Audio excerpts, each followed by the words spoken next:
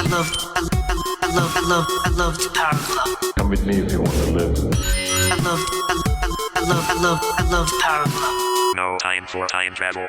Welcome to another episode of the No Time for Time Travel podcast. And now I'm starting to get tired because this is the third episode we're recording in a row. Yeah, I hear that in this. So you guys are going to be listening to this episode probably during the week that I'm actually at D23. So this is a pre-recorded episode, but we're still going to talk about a video game topic. And this week we are actually, Quack suggested that, oh, by the way, co-host Quack, he's from Paris. Yay. Hello. So the topic this episode is going to be about our favorite moments, or just mechanics, or favorite like first person shooter type games. So that's it. So off we go. Oh man, yeah. Remind me not to do 3 in a row next time. Maybe that's a late time. Yeah, I'm usually up late, but it's okay. It's 1 a.m. where I'm at right now, if the people are not aware. So so I guess what was like the first first person shooter you ever played? I think for me was Quake 2 that got me into it. That was the first one you played? Yeah. Oh, okay. That's like when I got like a PC-ish, and then around that time I don't have any first-person games or could afford any, and I think the only reason I was able to play it was because like my friend he had a copy of a game, and then he just let me borrow it to play it. And that was pretty fun. And we played, and then it was cool. I mean, my computer could barely handle it at the time, and the graphics weren't that great either. But it was like really really cool just to play a game like that. And then I got really into it. And from there, I just play a lot more of those games, like more Quake, more Unreal Tournament. And of course, it's the typical stuff like Counter-Strike, yeah. And those ones like got really fun. How about you, Tony? What was your first? Man, I was a little kid, and my dad had the computer. Like he was always like the technology type of person, so he'll always get the latest computers. And I remember being a little kid and getting those shareware discs, the CDs. You remember those? Yeah. Yeah, and they always had those like shareware of the video games that were on the PC at the time. And my first game on the FPS realm was, it wasn't actually Wolfenstein 3D. That was actually the one that I do remember playing more of that defined FPS for me. But it was a different game. I think it was Catacombs or something like that. Like, I think it was like before the advent of modern type, FPS that was defined in Wolfenstein 3D, It was like slightly before that, where it was kind of like only 1/4 of the screen had your FPS view, and then the rest of the screen was a menu. And it's kind of like going through Catacombs and you're a wizard or something like that. It wasn't that good. Oh, yeah. You remember that? You kind of remember? No, but I'm looking at the pictures, but I know what you're talking about now. Yeah. Was that the title? Yeah, it's Catacomb 3D. Oh, okay. Huh. I didn't remember the title of that. I thought it was something Catacombs. Yeah, it's known as Catacomb 3D. Oh, okay. Yeah, that was the one that I played for the first time. And then after that, I was like, oh, that's kind of cool. I want to like play more type of this type of game. And then that's when my dad got a bunch of shareware discs, because they were like just really really cheap at the computer swap meet. Yeah. And that's when I started playing a lot of Wolfenstein 3D. And even then, I was a little kid, and I was just like, what is that thing that they're wearing? Why are they army guys? Blah, blah, blah. So I had to be explained that the swastika is a bad thing. Because that whole game is about Nazis, right? Oh. Yeah. Yeah. So, it was an interesting learning experience for me playing that game. And then when Doom came out, then I really got into it too. But I don't play for... when you were younger, did you actually play games to beat them or just to experience them? It it was half, I guess. Okay. I wasn't so much like to beat them, but it was just like I just want to try it out. So it was like an experience, like you said. But when you're into it, you're like, oh, I want to beat the game now. I can't stop now. Oh, okay. Yeah, for me, That's what I mean by half. okay. I think like for me, when I was playing those games, I wanted to play and beat the game, but it was frustrating because I was young and I didn't really play games that well. So when Doom came out and then the code for God mode and the code for level select and the code for the full like arsenal of weapons, like that when that was released, then I used all those codes immediately and I played most of the game just like sandboxing it, like just putting myself in God mode, putting the difficulty at the highest, but it doesn't matter because I'm in God mode. And then yeah, so, and then just like playing with all the weapons. So I think I guess like that's the thing about like first person shooter is like it's the weapons that makes it fun, or at least for me at the time. And then I don't know how what your thoughts about what makes first person shooter fun. I think it's the immersiveness because that was like the first, because like it was like still new at the time to actually be in that view of being that character. Oh, okay.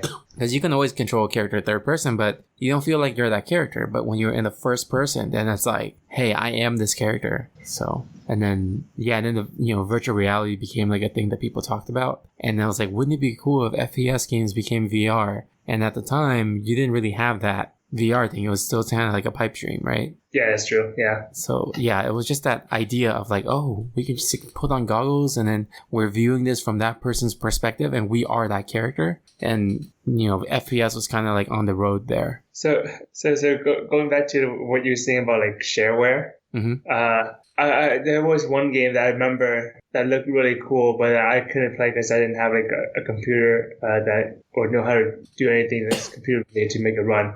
But the thing was like it came with the cereal, so it was a Captain Crunch, something like that. First person shooter game where you go and I saw like the pictures like, oh, that's so cool. I remember this. Yeah, it was like was it floppy or was it like the actual floppy one, like the B one, right? I don't know, but you shot something green, right? I feel I don't remember. But remember, I just see like the images and the back. I was like, oh, I want to try this. This is really fun. And then my computer, I didn't know how to run a PC with my computer, a floppy with my computer or CD, whichever it was. And I couldn't play it. I was like, oh, okay, I'll just keep it here and look at the background. Yeah, so it's really fun. I'm going to ask you to look this up, and I want to see if this is the same one that you are talking about. Can you look up Chex Quest? Yes, that sounds exactly like it. Oh, okay. That sounds like something I probably it wasn't the Captain Crunch, it was like Chex Quest. Yeah, the cereal one. Yeah.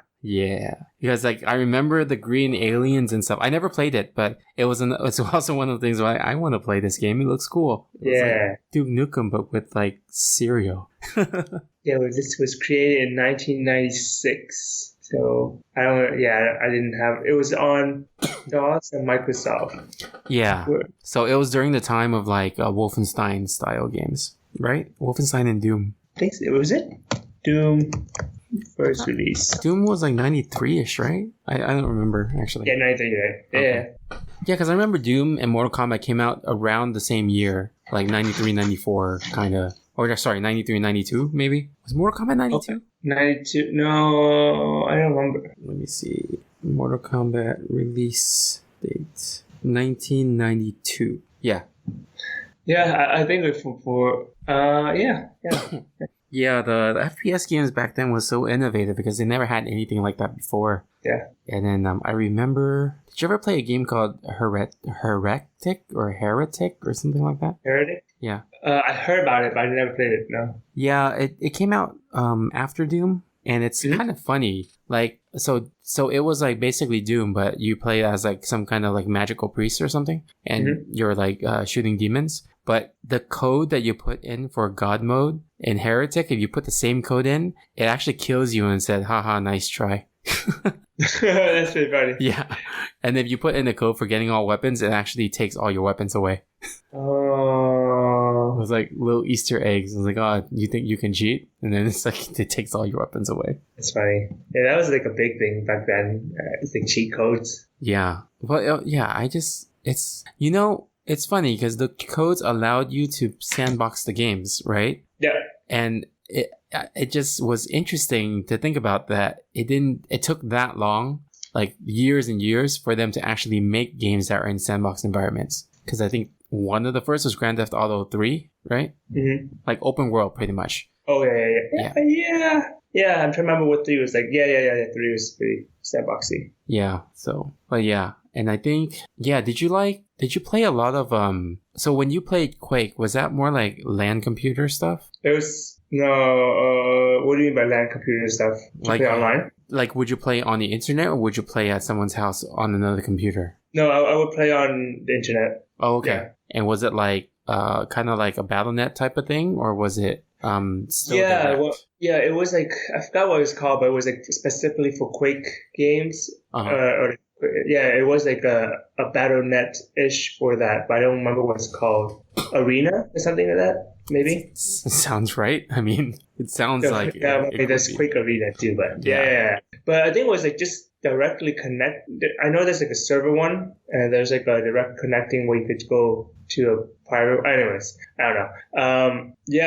That was what I played back then. It's one of those BattleNet-ish thing. And then you played Unreal Tournament, right? Yeah, but I think Unreal Tournament, I didn't play too much online. I played a lot more like Quake 2 online. And this was, granted guys, this was like on 56K modem. Oh, yeah. Yeah, dude, I remember having not a good computer back then. And when we were playing Counter-Strike, I was going software mode instead of like, using a 3D card. Oh, yeah, that's me right there. Yeah, and you know what's funny? Software mode is so bad that sometimes it wall hacks on accident. Oh, really? Yeah, like you can see the particles and the models go through the wall if they're like waiting too close to the door. Oh, yeah. I see. So then like, oh, I see that, I'll shoot them. And then people are like, wall hack. I'm like, no, I just have a bad computer. Like, so, it's like if you tried software mode, you would understand, So yeah, it's like, don't ban me because I'm poor.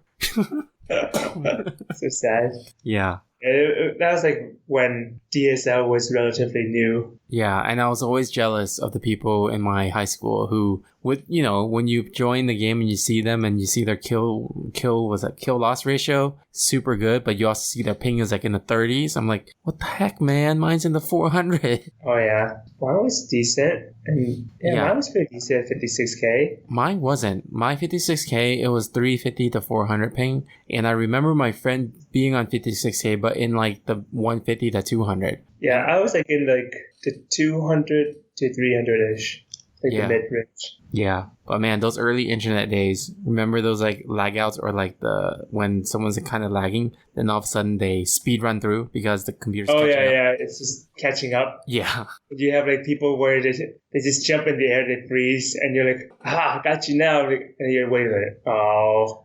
Yeah. Just because they're not there anymore. Where are you? Yeah, and then sometimes I'll lag a bit, and then I get join the game again. Like I'll still be in the game, but you know how the lag causes, like you jump up, you freeze, and then you run fast to the other side of the screen. Yeah. And then I'll get someone in the chat room. They're like, speed hack. I'm like, no. Oh, yeah.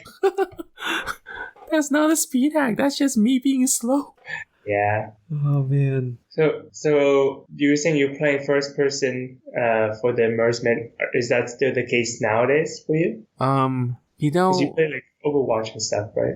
Yeah, Overwatch is fun too. But the thing on that, I don't know. I think maybe it's because as we grow older, we're less able to handle like the shakiness of first person perspective games. And maybe, I don't know, but like for me, when I play those games now, I can't spend a lot of time. I used to be able to play hours on end. And now I get a headache or I get dizzy or I want to throw up after like 10 to 15 minutes. Oh, wow. Okay. Yeah, but it depends on the game though. It's games that have a fixed gun. Like your gun doesn't move as you move. I get dizzy with those games a lot faster. Like I noticed that. Like yeah, if you play the FPS games and just take a notice of your character movement as you're running forward, is your character also simulating that they are running with that moving forward? So the games that don't have that simulation, I get really dizzy. Oh wow, okay. Yeah. Does that work for games that are like on mobile and stuff as well? Yeah, same thing. Like if they don't simulate a little bit of the walking movement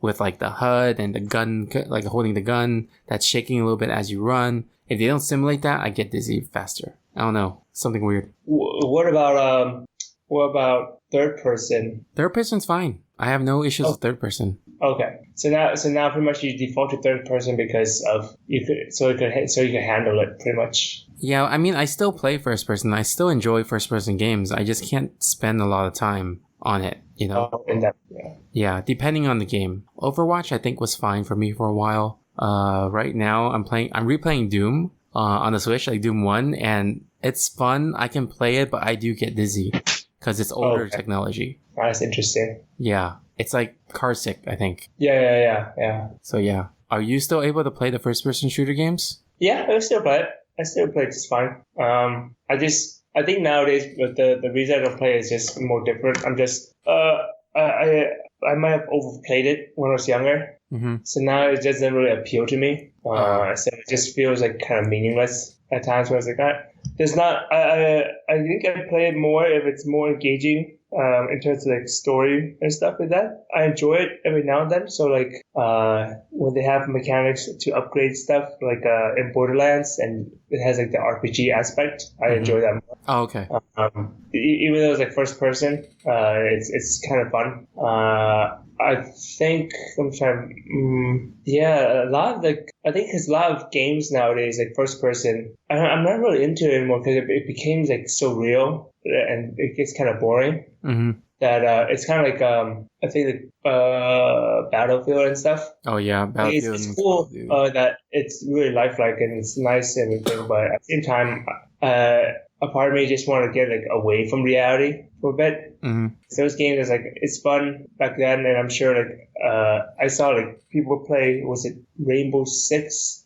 Or Siege or something like that. Yeah. And it has a lot of cool mechanics and nuances and stuff, but it's not the type of games I want to get into. I want to just go like, I guess like what you were saying, the immersement of the store, immersement of it. And just like, okay, let's see what this world has to offer. Like what kind of creatures live here? What kind of things live here? Yeah. I stopped playing the graphics a while ago because it gets really stupid when you become really hung up on like the technology and how good things look, because overall it's all about the gameplay. Yeah, and yeah, like what you said about immersiveness. What I really mean about the immersiveness is I want to be immersed in the fantasy world. I don't want to be immersed in like Rainbow Six, where it's like, oh, this is just my world, you know? Yeah. And I think I like more like I stopped liking those multiplayer for battle sort of thing. So I think that's why like it didn't really appeal to me when I play like player versus player like Overwatch or Rainbow Six or Battlefield or like even Halo now. Like I don't like the new ones because you don't really go too much into it. You there's a lot of PvP. I enjoy like the player versus environment PvE more. Yeah, well, there is one game that I think I talked about it with you before. I do suggest that you try. It's called Screen Cheat. Have you heard of it? No, I haven't. Screen Cheat. Yeah, so it's a FPS game, but it's like a 4-player like battle, and you could do teams or not teams, but you are playing as invisible characters, and you play. You're always invisible. And the game is a local FPS game. So there's your TV has been split to 4 screens, one for each player. You are all invisible, so you have to look at their screen to find them. Oh, that's cool. Yeah, that mechanic is pretty fun because it's like the screen's like you don't see anybody, but you just have to like kind of guess where they are based on what they see on their screen. So it's pretty fun. Like it's fun in a big party. Yeah, I think there was another one I saw. In terms of first person, I think it's called like hide and seek or something. That sounds familiar. Or is it hide and seek prop? Oh, it's called Prop Hunt. There you go. Prop Hunt? Yeah. So I guess like Fortnite has like a mod for it now, but I was looking at like the thing before. It was like back then. It was called. It's pretty much just like you have 2 teams. Think of it as tag, right? You have one team where you are like the seeker, and then the hunter, I guess. and one team where you're supposed to hide and blend in, and you turn into a prop. So the object of the game is you have one team that's high up, you become a prop, you change into an object that blends into the environment, and then the other team has to find you, shoot you, whack you, whatever, try to hunt you down and figure out where you are and which prop are you. Dude, it sounds like the Metal Gear Solid box, but like cardboard box, but like to another level. Yeah, pretty much. It's like like he's in one of the boxes somewhere, but you're in a warehouse full of boxes, and you're like, oh, which one is he? So I'm just gonna whack all the boxes just to be safe. But you're limited in your like ammunition and things like that, right? I don't know. I don't know how it works actually. Because I was looking at the old one, and there's like no limit on that one, but I think there's in Fortnite maybe there are. Mm-hmm. But yeah, it looks like a really fun thing. Like you just try to kill things and try to blend in. Yeah, and you're so you could run around and then change into, or like in the I think the Fortnite one, you could run around and then turn into a certain prop, and then if it catches you, you can run away, and then if you lose track of them, you can probably turn into another prop and hide somewhere else. So you won't be like a bed running around, and you go into like a warehouse full of boxes, so you could turn into a box instead. Huh. That's really cool. Yeah, so it's a rather cool take. And of course, because Fortnite has the money, they made it look more polished. So it's pretty fun game. So have you heard? Yeah. So you're talking about like unique mechanics. So have you heard of a game called Dead by Daylight? I heard about it. Yeah, but I don't know anything about it at all. Yeah, so it's not an FPS, right? But it's like, the reason why I'm talking about it is because there was an FPS game similar to it. Say Friday the 13th? Let me see. Friday the 13th. So, I mean, FPS is first person shooter, but, when horror games are like that, then it's not really called a first person shooter, Yeah. But I can't remember, but it's either Friday the 13th or something else similar to it. But the mechanics are pretty much, there's the innocent kids, and then there's Jason, right? Oh, yeah, I think it is Friday the 13th or something like that. Yeah, and then the kids have missions to do, like they have to like find the battery, power the light, to get the other battery, whatever. It's like an escape room where they have to figure out how to get away from the area. But there's one person in that game that will play as Jason. And the idea is really cool, where when you are Jason, you can spawn from any location that is not within the vision distance or like the vision of like those characters. So you get to move around like an invisible person, and then you choose your spawn point. But as long as your spawn point is in an area that the other characters can't see, does that kind of make sense? Yeah, so you're kind of like in the away from the field of view sort of thing, in the blind spot. Yeah, pretty much. So it could be like behind them, it could be like around the corner. So it's like on their end of things, they really have no idea where you're going to come from. So it's like getting that real mentality of a Jason like going after you. Yeah. I think I've seen it, the game you're talking about. And it was like pretty interesting. And it's a co-op, you said, right? Yeah, co-op. Well, I mean, it's like if let's say like a team of 4 people, it's like one person's it, essentially. Pretty much every round, it switches randomly to another person to be Jason. Yeah. So that's like a cool mechanic that they kind of kept that first person perspective type of game kind of fresh. Yeah. So yeah, there's that. Oh, and then what was Slender Man? Was that first person? You remember?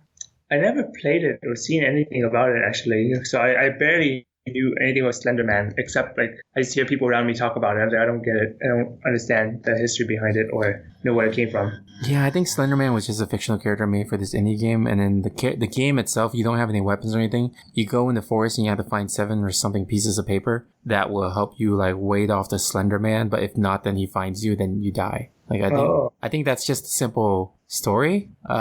I don't know if they ever changed it or something like that. But yeah, and then that kind of like made it more like a intense Where's Waldo kind of thing. Yeah. The intense Where's Waldo, where Waldo try to kill you. I know, it's like, find Waldo before he finds you. yeah. Like the horror version of it. Yeah. But yeah. I don't know, like, it's hard to have innovative games coming out. Like Battle Royale is starting to get too overdone. Yeah, yeah. Yeah, there was a company. I forgot what company it was, but they were gonna do a 1,000 player battle royale, and then they promised that like when the game gets released, it'll be 1,000 players or something. Yeah. And then the company shut down. Oh, So don't know what happened there. oh man. But yeah, battle royale's okay. Apex Legends is fun, but there's not much replayability. Hmm. So yeah, and then then you said you like the games that has story or you can like level up and things. So do you like Destiny? Yeah, actually, I think that's the thing that I was gonna try in like October, because apparently I heard it's coming to PC for free around then. Oh, okay, Yeah, so I'm planning to try out Destiny 2 around there. okay, that's cool. Have you played it, Tony? I have not. I don't like games that level up and build characters and stuff like that because I really don't have time for that. Yeah, yeah. Yeah. So like time and the patience. Like I don't know. I'd rather learn skills in games than level up a character, if that makes any sense. Like learn. Yeah, I know what you're talking about. Oh wait, okay, yeah, I know what you're talking about. Okay. Yeah, like replay to learn skills and shortcuts or strategy and things like that instead of like leveling up, getting like higher like points and things like that. Like I'd rather do that. Like that's why I like fighting games, right? Because then I can replay them and master a character. Yeah, but I mean, I think that's why like it's a different mentality as well. Because then you play against you enjoy playing against other players, right? Yeah, like a test of skill. Yeah, because then you have to like think fast on your feet. Mine's more like a casual, where it's just like I just want to team up with my friends and then we will just fight against the computer. Oh, I like that too. Like co-op. I love playing co-op games. Yeah, but I mean, at the same time, it's kind of like, well, it gives you more strategy. And I think like the sense of leveling as you go on, it's more of like a single player sort of thing. Yeah, yeah. And that's what like I play most of the time, just like single, because my friends don't have time to play. Yeah. So it's like, well, I'll play against this, and I don't really feel like playing against other people because it gets too toxic sometimes, and That's I'll true. become toxic. Yeah, that's true. Well, you know the leveling thing too. Like, when I play co-op games, I like games like Left 4 Dead where there is no leveling. You know, it's just that round where you're all teamed up together. Things I don't prefer, like Diablo 2, where it's co-op, but you can have like very wide ranges of leveling where I could be level 10, my friend could be level 35, and it's just kind of like, well, I'm bringing them down because they're not allowed to do certain things that they would have been able to do if I wasn't there, right? So because it feels more balanced, you mean? yeah, like because there's no levels in like things like Left 4 Dead, then everyone's on the same playing field and can move on together. Yeah. Yeah. No, I like that idea. But again, it's just more of like a multiplayer versus like a single player thing, right? Yeah. Because like single player, you need to feel like you're making progress. Otherwise, you're just like, what am I doing? Why am I still playing this? I'm not learning anything. That's kind of true. I mean, that's why they have all those achievements now too. Yeah. So I can see games like I think like was it Zelda? It doesn't really have a level up process, but you obtain items. So you obtain you feel like you did something. You still progress. But I think it's just like maybe not items is like leveling is not like the best thing. But that's why like I think I kind of enjoyed Borderlands because you find like random loot. So you just make so that's pretty much your leveling. You level up to learn certain skills, and then that will take you on a different branch. So I think that's similar to what you were saying. No, not really similar, but it gives that replayability that you want, I guess. Yeah, you want to try a certain way of playing it. Yeah, I think also, me with my high anxiety in video games. Yeah. I think also giving me too many choices when I level up. Like, what skill branch am I supposed to go to? Which tree am I starting?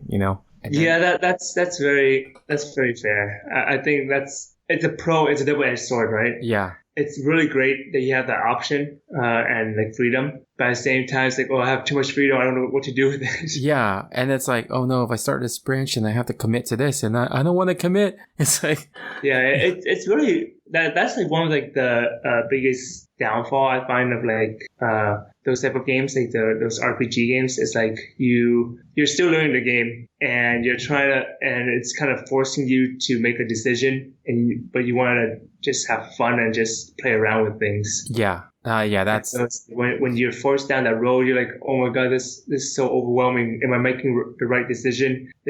Why is this so stressful?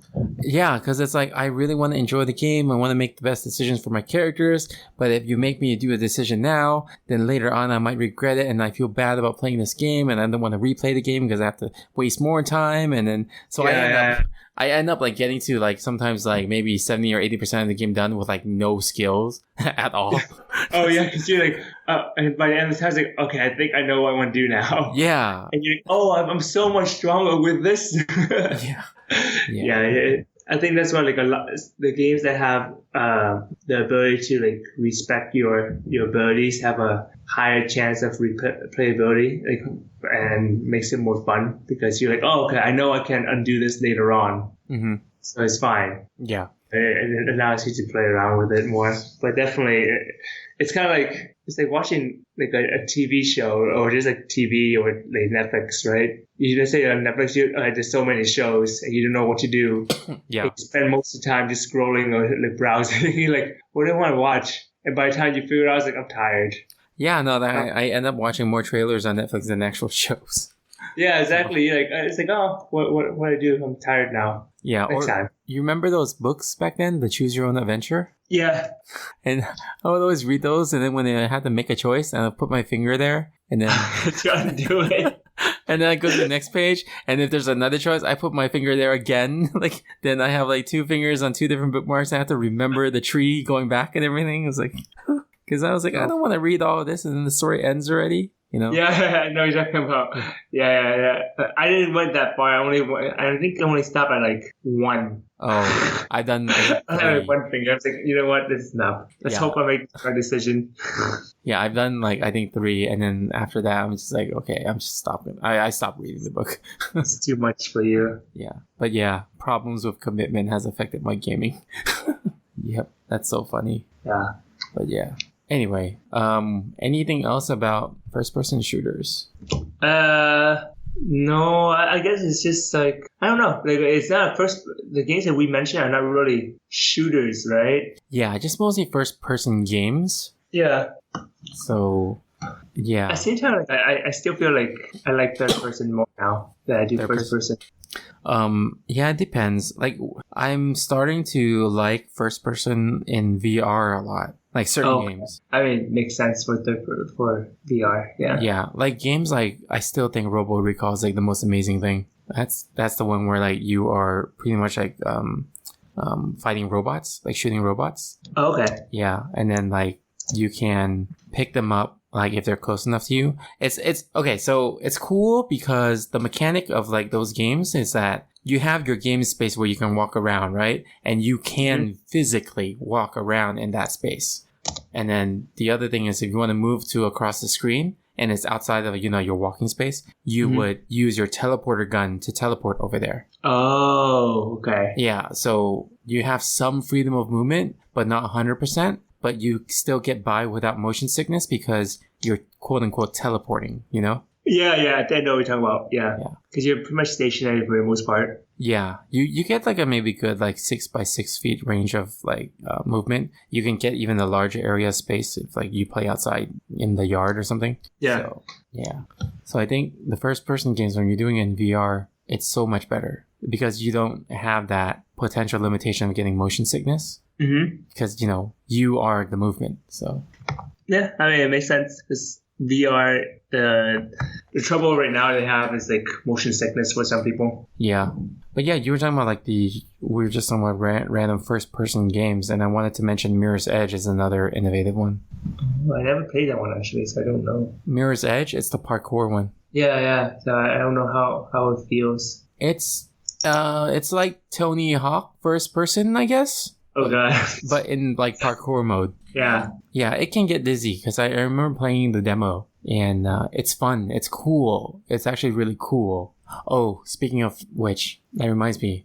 It wasn't Roller Coaster Tycoon, but there was a game similar to it. and you could create your roller coaster, but then you could also ride it in first person. I think that's like a lot of things that people would like or love, and like it's a good feature to have for like games that are similar to like roller coaster that are like roller coaster related, especially like, in VR, right? Like you can experience it more now. Yeah, that would be cool if they do that in VR. You build your coaster like using the tools in VR, and then you switch into first person and then ride your own coaster. Yeah. Yeah, but yeah, I don't have anything else. Do you? Nope, I'm good. Okay, cool. Well, I guess we will return to our regularly scheduled episodes of not being pre-recorded next week by the time you guys listen to this. So what, September? Was it September? September, yes. What was it? Okay.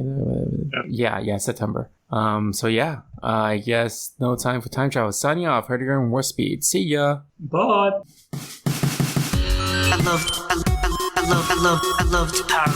Come with me if you want to live. I loved Power Glove. No time for time travel.